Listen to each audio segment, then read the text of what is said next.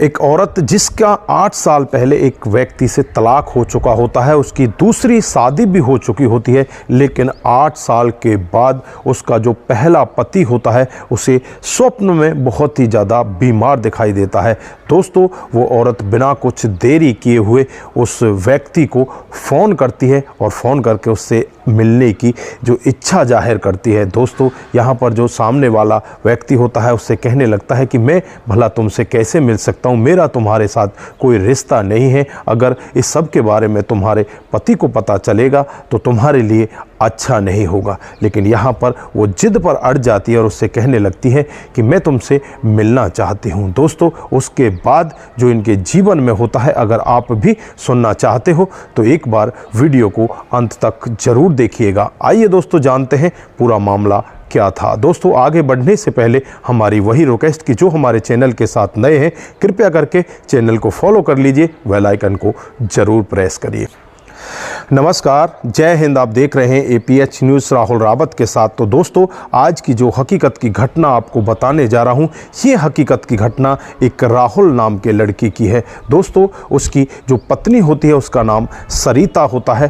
दोनों का बहुत ही अच्छा प्यार होता है और प्यार के सहारे ही दोनों एक दूसरे के साथ शादी कर लेते हैं और शादी करके दुल्हन अपने घर पर पहुंच जाती है। जो सरिता होती है देखने में बेहद ही खूबसूरत होती है और इधर जो राहुल होता है उसके दिमाग में एक ऐसी गलत फहमी घर कर जाती है जिसकी वजह से वो उससे अलग रहने लगता है, कभी भी उसे अपनी पत्नी का सुख नहीं दे पाता। दोस्तों, कुछ ही समय बीतता है और कुछ समय के बाद दोनों का तलाक हो जाता है। दोनों अपने अपने रास्ते अलग हो जाते हैं। दोस्तों, दोनों अलग होने के बाद जब उनका तलाक होता है और उससे पहले ही ये लड़की जो सरिता होती है दूसरी शादी कर लेती है। राहुल को पता होता है कि ये दूसरी शादी भी कर चुकी है, उसके बाद भी ये कुछ नहीं कहता, चुपचाप तलाक को एक्सेप्ट कर लेता है। दोनों अलग रहने लगते हैं। राहुल बहुत ही ज़्यादा परेशान होने लगता है। इधर जो सरिता होती है वो अपने नए पति के पास उसकी गाँव में उसके घर पर पहुंच जाती है, वहां पर रहने लगती है।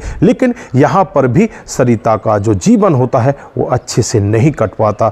दोस्तों, जो इसका पति होता है वो भी इसको बार बार ताने मारा करता। जो इसकी सास होती है वो भी इसको बार बार ताने मारा करती कि तेरा करैक्टर सही नहीं था, तेरा करैक्टर गलत था, इसलिए तेरे पति ने तुझे छोड़ दिया, नहीं तो कोई पति अपनी पत्नी को ऐसे कैसे छोड़ सकता है। दोस्तों, यहाँ पर ये बहुत ही ज़्यादा परेशान होती है। परेशान होकर जैसे तैसे करके इसके कई साल शादी के बीत जाते हैं और कई साल बीतने के बाद ये बहुत ज़्यादा परेशान होकर रात को बैठकर सोचती रहती है कि जो तेरा पहला पति था वही ठीक था, वो तुझे अच्छे से बातचीत तो किया करता था, लेकिन उसको शक की वजह से ये सब गलत काम हुआ है। लेकिन अगर वो तेरे साथ में होता तो आज तेरे लिए अच्छा होता। वो शक उसे पता नहीं कहाँ से पैदा हुआ, मैं भी उसके शक को दूर नहीं कर पाई। वो बैठे बैठे यही सोचती रहती है और रात को अचानक वही लड़का उसके स्वप्न में आ जाता है। वो बहुत ज़्यादा बीमार है और वो मरने की कगार पर है। दोस्तों, यहाँ पर जब पत्नी इस तरह से अपने तलाकशुदा पति को देखती है तो उसके पास फ़ोन करती है, उसके पास उसका नंबर होता है। दोस्तों, जब 8 साल बाद राहुल के पास फ़ोन आता है और सामने से कहा जाता है कि मैं सरिता बात कर रही हूँ। दोस्तों, राहुल कहता है कि मैं भला तुम्हारी आवाज़ को कैसे भूल सकता हूँ, बताइए क्या आपको चाहिए, किस तरह से आपकी मैं मदद कर सकता हूँ। तो यहाँ पर सरिता कहने लगती है कि मैं आपसे कोई मदद नहीं चाहती, मैं आपके साथ मिलना चाहती हूँ, क्या आप मुझे मिल सकते हो। लेकिन यहाँ पर राहुल उससे कहने लगता है कि मैं भला तुमसे कैसे मिल सकता हूँ, तुम्हारी दूसरी शादी भी हो चुकी है, अगर मैं तुमसे मिलूँगा तो तुम्हारे पति और तुम्हारे परिवार को अच्छा नहीं लगेगा। दोस्तों, वो कहती है कि इस सब की तुम्हें टेंशन लेने की ज़रूरत नहीं है, मैं तुमसे मिलना चाहती हूँ। दोस्तों, दोनों की दोनों गुड़गांव के एक पार्क में जाकर मिलते हैं और वहाँ आपस में बैठकर वो बातचीत करने लगते हैं। चाय कॉफ़ी आपस में एक दूसरे को ऑफ़र की जाती है, चाय कॉफ़ी पीने लगते हैं। दोनों अपने अपने जीवन के बारे में बताने लगते हैं। जो सरिता होती है वो राहुल को देखकर बहुत ज़्यादा खुश होती है और कहने लगती है कि भगवान का लाख लाख शुक्र है कि आप ठीक हो। लेकिन यहाँ पर राहुल कहने लगता है कि मुझे हुआ क्या है, मैं तो भला चंगा हूँ, मुझे तो कोई बीमारी भी नहीं है। लेकिन यहाँ पर सरिता कहने लगती है कि मुझे स्वप्न में आप ऐसे दिखाई दिए कि आप तो मरने वाले हैं। मैं अपने आप को रोक नहीं पाई, इसलिए मैंने आपको फ़ोन किया है और मैं आपसे मिलने के लिए आ गई। दोस्तों, वो बातों ही बातों में पूरा दिन उनका व्यतीत हो जाता है और रात को 8 बज जाते हैं। 8 बजे वो दोनों कहने लगते हैं कि टाइम बहुत ज़्यादा हो चुका है, अब हमें अपने अपने घर चलना चाहिए। लेकिन यहाँ पर जो सरिता होती है वो राहुल से कहने लगती है कि क्या ऐसा नहीं हो सकता कि हम दोनों एक रात एक साथ बिता सकें। तो यहाँ पर जो राहुल होता है वो कहने लगता है कि ऐसा कैसे हो सकता है, तुम्हारा पति तुम्हारे साथ है, तुम्हारी सास है, अगर ये सब तुमने किया तो तुम्हारे पति और तुम्हारी सास और तुम्हारे घर वाले क्या सोचेंगे, तुम कैसे अपने घर जा पाओगी, तुम तो बदनाम हो जाओगी। लेकिन यहाँ पर वो कहने लगती है कि मैं इस सब से नहीं डरती, मैं बस तुम्हारे साथ एक रात बिताना चाहती हूँ, मैं तुम्हारे साथ एक रात बातचीत करना चाहती हूँ, क्या तुम मेरे साथ ये सब करने के लिए तैयार हो। दोस्तों, राहुल एक बार सोचता है, लेकिन फिर वो नज़दीकी एक होटल में चले जाते हैं। वहाँ पर एक कमरा ले लिया जाता है, दोनों एक कमरे के अंदर बंद हो जाते हैं।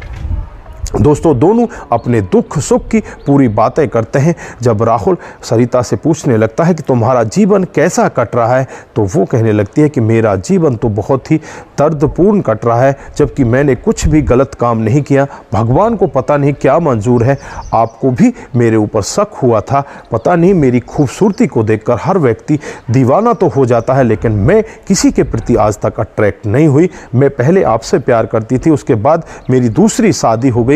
मैं उस व्यक्ति से भी प्यार करना चाहती थी, उसे अपनाना चाहती थी, लेकिन वो व्यक्ति मेरे ऊपर बहुत ज़्यादा शक करने लगता है। उसकी माँ मेरे ऊपर शक करती है और मुझे बदचलन बताते हैं। वो हम घर में रह तो रहे हैं, लेकिन हमारा आपस में इस तरह से कोई भी संबंध नहीं है, हम एक दूसरे के साथ बस ऐसे ही रह रहे हैं, एक पति पत्नी जैसा हमारा कोई भी रिश्ता नहीं है। बीच बीच में वो मुझे धमका कर डरा कर भगा भी देते हैं। ज़्यादातर मैं अपने मायके में ही रहा करती हूँ, मैं उसके साथ बिल्कुल भी खुश नहीं हूँ, मैं उसके साथ नहीं रहना चाहती।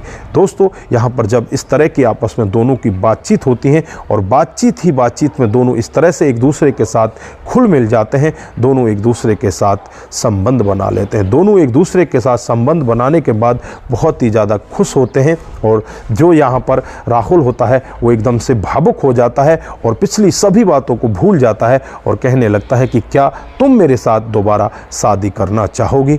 तो यहाँ पर जो लड़की होती है सरिता, वो कहने लगती है कि हाँ, मैं भी तुम्हारे साथ शादी करना चाहती हूँ, क्योंकि मैं 7 महीने से अपने मायके में ही हूँ, मैं अपनी ससुराल में गई ही नहीं, क्योंकि वो मुझे लेने के लिए आए ही नहीं। तो उनके साथ भी तुम क्या तलाक ले सकती हो। तो यहाँ पर राहुल जब इस तरह की बातें करता है तो वो कहती है कि हाँ बिल्कुल मैं तैयार हूँ और उन्होंने कागज़ की तैयारी कर रखी है, मैं उसके साथ तलाक लेना चाहती हूँ। दोस्तों, कुछ दिन के बाद ही इन दोनों का भी तलाक हो जाता है। अब राहुल और सरिता एक दूसरे के साथ मिल जाते हैं, एक दूसरे के साथ उनका नंबर शेयर हो जाता है। दोस्तों, कुछ ही दिन के बाद दोनों आपस में अपने माता पिताओं को भी आपस में मिला देते हैं और कहने लगते हैं कि हमने बहुत बड़ी गलती की थी। हमारी जो शादी हुई थी उसके बाद हमारे बीच में जो शक पैदा हुआ था, उसकी वजह से हमारा पूरा का पूरा ही जीवन टूट चुका था। लेकिन वो लड़की बताती है कि मैं दूसरी जगह भी गई तो वहाँ पर भी मुझे कोई सुख नहीं मिला, वहाँ हर तरह से मेरे को प्रताड़ित किया जाता, मुझे बदचलन बताया जाता कि तूने अपना घर इसी तरह से तोड़ा है क्योंकि तू बदचलन है। दोस्तों, इस तरह से वो लड़की जब रोने लगती है तो दोनों के घर वाले आपस में सहमत हो जाते हैं। इधर दोनों लड़का और लड़की भी सहमत हो जाते हैं। फिर दोबारा से 8 साल के बाद दोनों मिल जाते हैं, जबकि बीच में लड़की की दूसरी जगह शादी भी हो जाती है।